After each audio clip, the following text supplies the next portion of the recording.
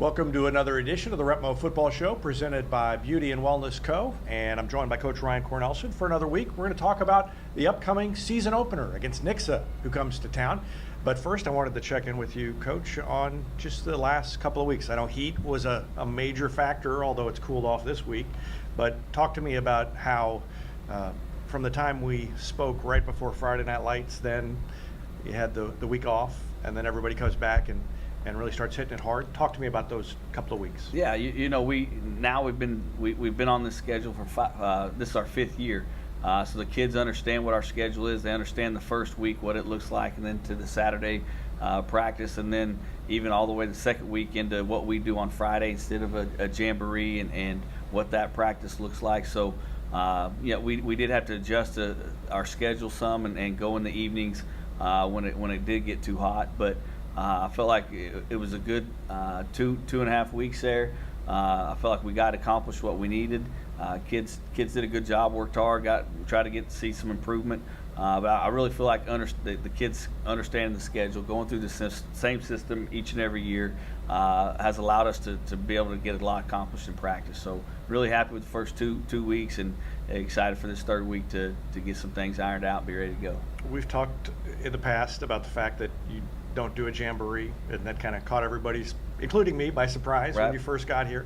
A lot of people may not realize that if they're new to the program, but talk to me about the reasoning. And then also one thing I don't know that I've ever asked, what do you do on Friday instead of a jamboree? Is it a typical practice? But first, you can answer both of those. Right. So the jamboree, a few reasons. One being the only way you ever remember a jamboree is if something bad happens. And for me, nobody wins a game at a jamboree, but you could lose a player to injury or something like that, and all of a sudden that jamboree just became extremely important in a bad way. The second reason is you see these teams at jamborees, they'll play their starters 5-6 plays, maybe 10 at the most.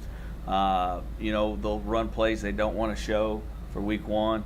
So now you're playing not with the guys that are going to play, and you're running stuff that you're not going to run. And I just don't see any value in that. I don't see it. To me, it's not worth the risk reward for our players. So that's why we choose not to. We spend our Friday, first we go through the routine of what our pre-practice is going to look like on Thursday, how we go through that. So we do a Thursday practice essentially, and then we come back, we do our pre-game, what we're going to do on Friday night, what that looks like, and we go through it and actually do it. And then we do game simulation, so how we're going to personnel package in and out.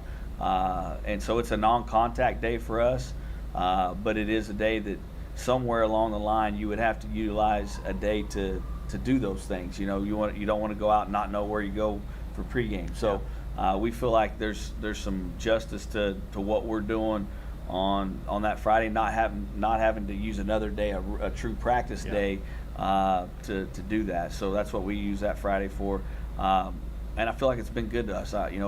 If you can play long enough, it's a long season as it is, and I just don't feel the need for jamboree at this point, and so we've chosen to create our own path and do our own thing, and it's been good to us. Yeah, so really on that Friday you're practicing for game night, but you're not practicing the game part of game night. For sure, there's no doubt. And again, you'd have to take the time to do that somewhere. Right. And so it's nice for us to go through that and have a non-contact day after a full week of contact. And I think it's been good for our players, and I think it's good for our program. All right. Got Nixa coming to town on Friday. We're going to talk about last year's game, didn't go so well, and talk about what's coming up and what you expect on Friday after this on the REPMO Football Show. This is Vanessa at Beauty and Wellness Co. At Beauty and Wellness, we are all about REPMO Spirit, and we're also about helping you optimize your internal wellness and enhance your external beauty. Whether you're looking to age gracefully or just looking for a boost of energy to help you refuel and recover, we are the place to go. Visit our spot at Highway 174 and Main Street. You can also find us on Facebook and Instagram at Beauty Plus Wellness CO, or call us at 417-590-8200. Go Tigers! Welcome back to the REPMO Football Show. David Brazil alongside Coach Ryan Cornelsen, and you'll notice we've got drinks from Whataburger. Want to thank Mark at Whataburger for stepping up to provide those on the show during the season. So Nixa comes to town on Friday, and they'll look different, but good, as it seems like they always are. And last year you had an inexperienced team, and talked about that, having to face them on week one. Got a little more experience this year, and so that might change some things, but we've got some highlights here that we'll run of last year's game, such as they are, and you can kind of talk about last year and maybe how things might be different this year. Yeah, there's no doubt it's a tall task to come out and play one of the state's best teams, if not the state's best team, week one. We're excited for the challenge. We don't back down from the challenge, but there is some things that have to happen for you to have a chance to beat a team like that, or game one. And I think if you watch these drives here, we were able to move the ball. We were able to do what we say, move the chains, which is the important part. But we also had breakdowns. We had, with penalties and turnovers and some of those things, we created some bad situations for ourselves. And hopefully with maturity and having a group that's with more experience, maybe we can eliminate some of that. From an offensive standpoint, to beat a team like Nixa, you're going to have to really eliminate a lot of those penalties and things we weren't able to do last year, which put us in a tough position. We'll also have to be able to just watching that there, being able to utilize the play action pass, and if they load the box too heavy, find guys in the flats and make the easy pass and take first downs. And so we did a nice job of that there on that play. We'll talk about the penalties and the turnovers that kind of stood out when we do our by the numbers segment, but as you said, you moved the ball. One thing that I thought was key was you got behind early, and you look at the fourth down conversions. I think you only went for it on fourth one time. Right.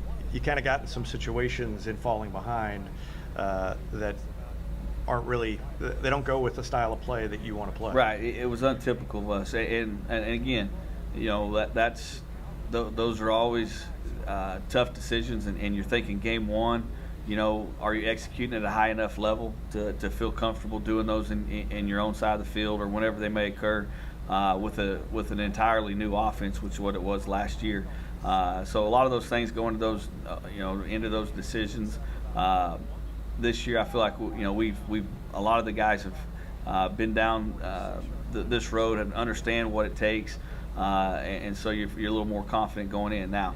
That being said, we do have a lot of new faces in there as well that they're going to have to speed up to the game speed quickly for us to feel comfortable doing those things, making those decisions to go for it on fourth down, because that is who we are. That's our style. That's our that's what we do.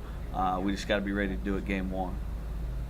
For example, that's a miscue.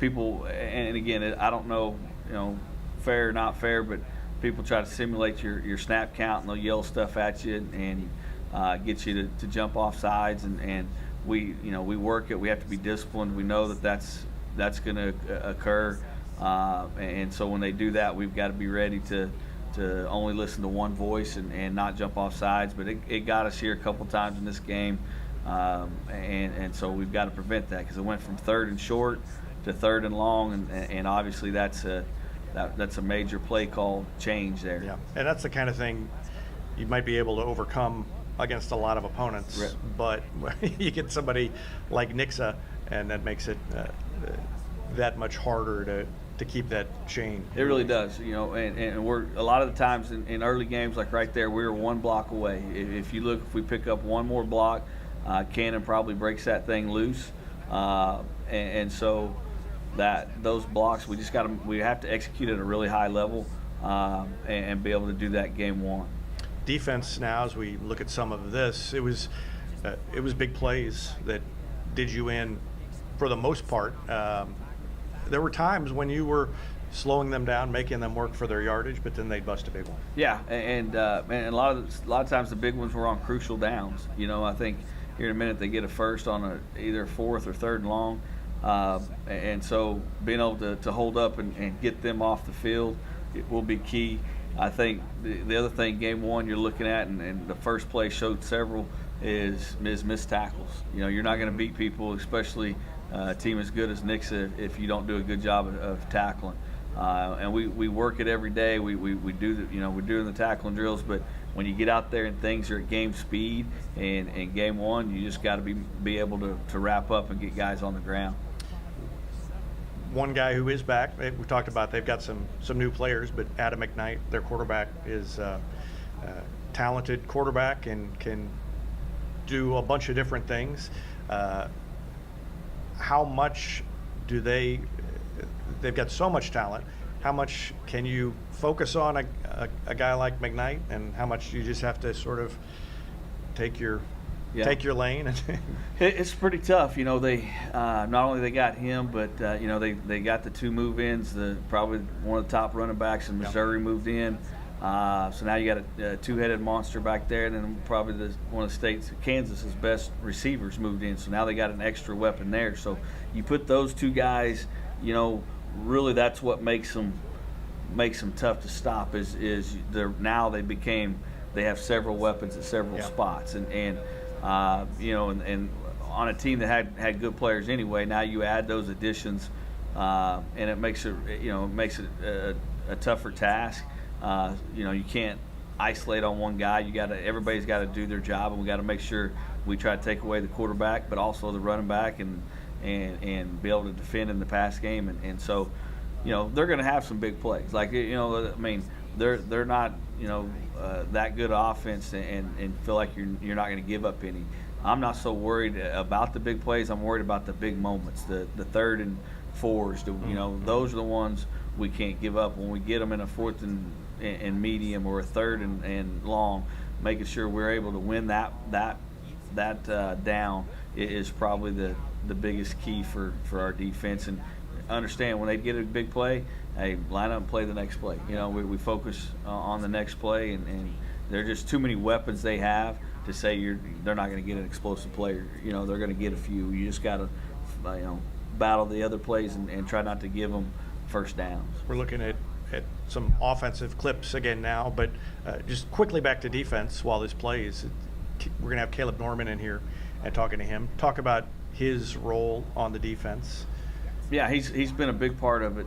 He's been a starter as a sophomore, and then last year was the starter all year, and really is the leader of our defense. He lines us up, whether you want to call him a quarterback or another coach.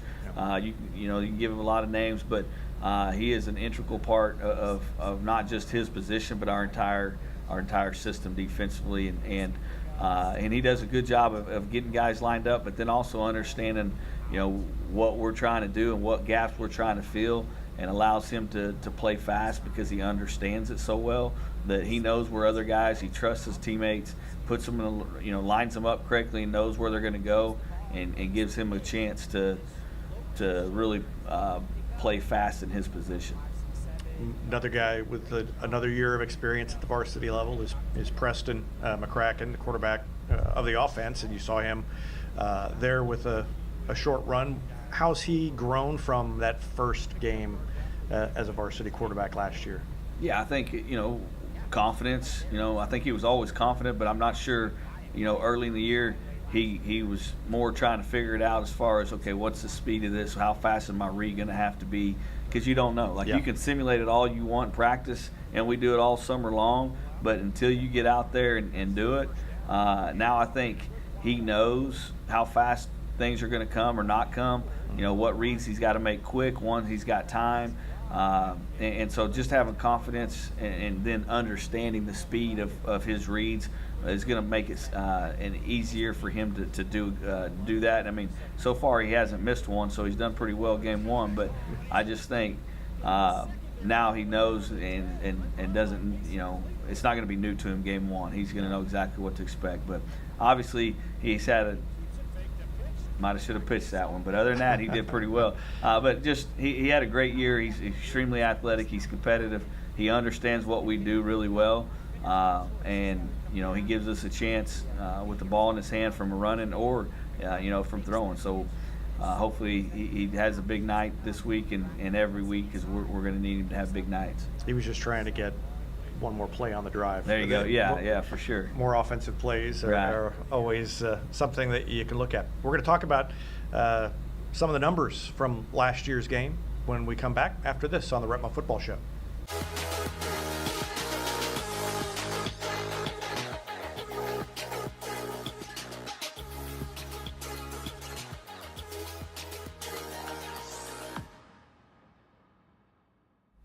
Welcome back to the REPMO Football Show presented by Beauty and Wellness Co. And we want to take a look at some of the numbers from last year. Not so good in that first week against Nixa last year.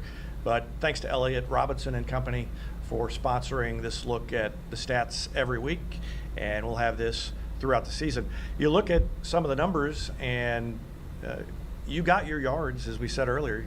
Maybe not as many as you often did, but the 278 total yards is not a horrible number, just weren't able to finish a lot of drives. Yeah, rewind what we just watched on the film. The thing that stood out to me right there with the clips you chose is for a young team, or not a young team, an inexperienced team. We were down 14-0, and instead of pressing the panic button, instead of pointing finger or getting frustrated, you watched our inexperienced offense drive it all the way down the field, one play at a time, move the chains, and punch in the end zone. And so I know the game didn't end up the way we wanted, but when you see drives like that within the game, you really, like as a coach, I realize what we're capable of. We just got to be able to do that every drive. And so obviously last year, looking at these, we weren't able to do it consistently. The two that stand out to me is you're not going to beat good teams and lose the turnover and the penalty battle. You got to try to win both of those two because those are in your control. And so we've got our yards. Obviously, they're an explosive offense. They're going to have yards. Like I said, you're not going to completely shut down an offense that's capable like theirs. And our offensive yards are there. But the penalties and the turnovers, those are things that can beat you in a hurry, and so things we'll be trying to avoid this year, trying to improve on, is to continue to move the ball, be consistently move the chains, put the ball in the end zone, and try not to turn it over or have penalties. And especially with the way you run the offense, when you're getting 3 and 4 yards every time, the penalties hurt a little bit more than when you've got a guy who can break off a 20-yard run. Right, it does. There's no doubt it's tougher in our system, and that's why our kids understand how important it is. That we still feel like we got plays that we can create those kind of yards, and we don't panic. But it when you don't have those and you get that 3 or 4 yards, it's makes things easier and more what you're hoping happens. So that's a look at the numbers from last week. We'll do this every week, courtesy of Elliott Robinson Company, and we're going to take another break and be back with Kaleb Norman after this on the REPMO Football Show.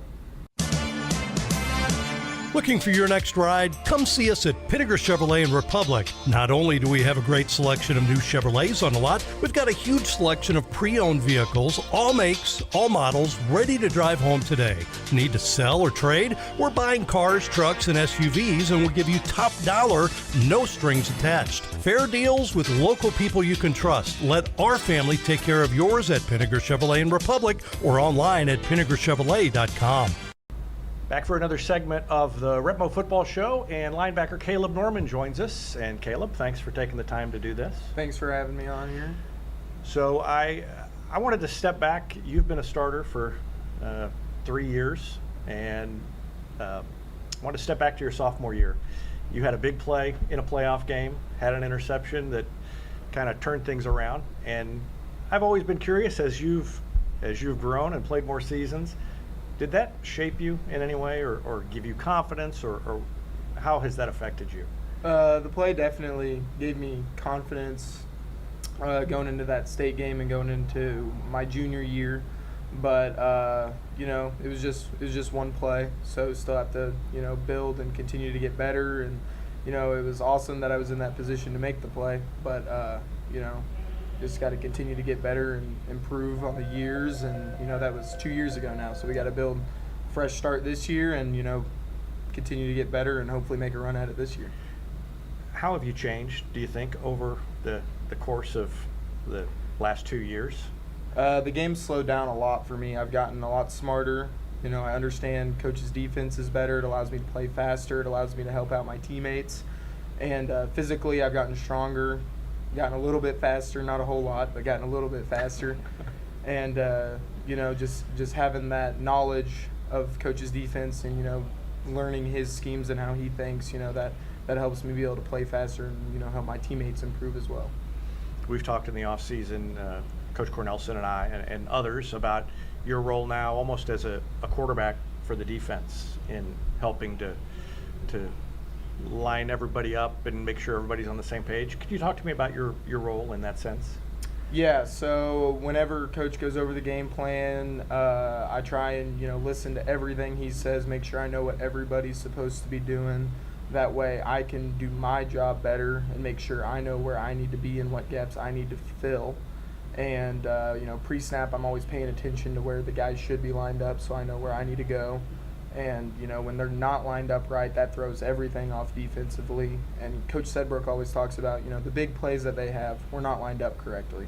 So getting lined up pre-snap is always huge because that helps, you know, the game plan's built on that pre-snap. So pre-snap, we always need to be lined up right. So that's a big part in my game.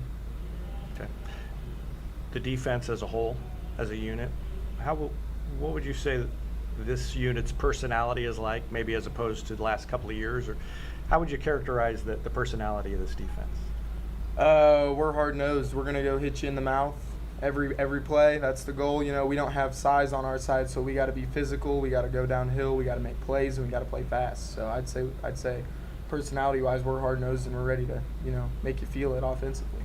Do you is hitting your favorite part of playing defense, or what do you like about defense? I like the mind games that go into it, you know, because the offense knows what they're supposed to do every play. So I like, you know, being on the defense, I have to, you know, kind of guess pre-snap what they're going to do, you know, and react fast to what they do actually do. So I like that aspect of it, that I have to use my head a little bit more than my, you know, my speed or my size, because I'm not super fast, so I can't just rely on pure athleticism. So I have to use my brain pre-snap and, you know, see what they do and react fast. Is there something you think that this defense will surprise people with? I think we're going to surprise people a lot this year. Just, you know, period. Some people think we're not going to be as good this year as we were last year, and I think that we're going to come out. We lost 2 starters on the defensive line. I think our D-line's really going to step up this year and make some big plays for us, and I'm excited to see that happen, and I think our secondary is going to improve a lot as well. Everybody talks about how complex the offense is here under Coach Cornelsen. How complex is the defense? Defensively, he tries to make it so we can play fast. He tries to keep it simple for the younger guys, especially earlier in the season, so that way we can play downhill and play fast and we're not thinking as much. As the season goes on, it does get a little more complex, but he really tries to keep it simple and allow us to play fast. So you got Nixa in week 1. What are you thinking about that game? I'm excited. Yeah. You know, last year didn't go how we wanted it to, but I think this year we've got the guys to get it done. I'm excited to see who steps up, who makes some plays.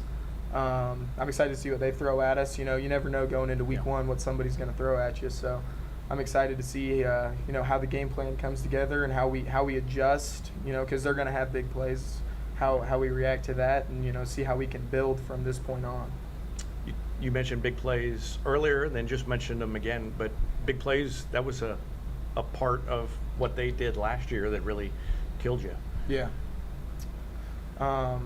You know, I remember, you know, everybody remembers the second drive of the game. You know, their quarterback ran one right up the gut for 80 yards, you know, last year. And we need to hold those to a minimum this year, especially, you know, not allow them to get those and just make a stand, you know, get a few stops and allow our offense to have a chance. Yeah. What are you looking forward to the most about this season? Being senior year, I'm just excited to be with the guys. I'm excited to continue to grow, you know, kind of one last ride with everybody that we played with since, you know, grade school. I'm excited to see how we all come together and, you know, make a run at this thing. Kaleb Norman, good luck on Friday and good luck this season. Thank you. We'll be back after this.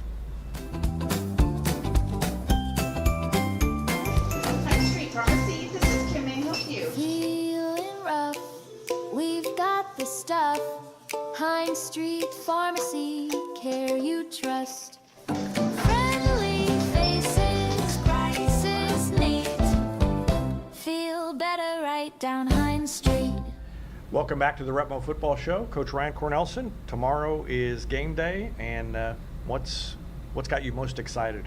You know, I really think it's just, you know, our kids put in the amount of time they have, and excited to see them get out there. You know, it's time. You know, you go against each other for so long in the summer, and then in the first 3 weeks, and you know, so I'm excited to watch them go out there and watch them get excited and watch their effort and how hard they play. You know, there's no doubt we want to make sure each and every week that we play extremely hard, but we execute the plan and see if we can go out, you know, and as a coach, I guess that's probably one of the most important things, or probably you know, one of the things I look at the most is, all right, here was the plan. Were we able to execute it?